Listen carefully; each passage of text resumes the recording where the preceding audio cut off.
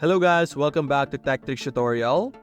In today's video, I would like to show to you guys how to tag someone on a post on Facebook. So as you can see right now, I'm currently on our Facebook, and to be able to tag someone on a post is very simple and very straightforward. Over here at the homepage, simply click on what's on your mind, and this will initiate or will trigger the section where you will be able to post anything on your Facebook account, on your Facebook page. And as you can see here, part of the options below was to add or was to tag a user. As you can see, over here, you will be able to tag your friends, and if you have a friend in your friend list, you will be able to tag them.